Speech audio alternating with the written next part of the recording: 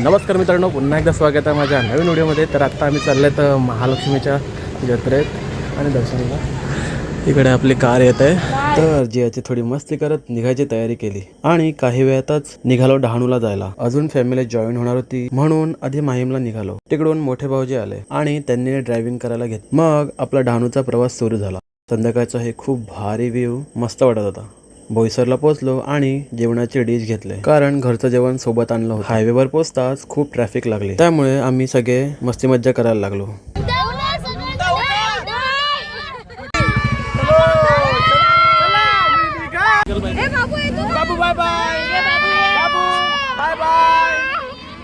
एक दोन साडे माडे.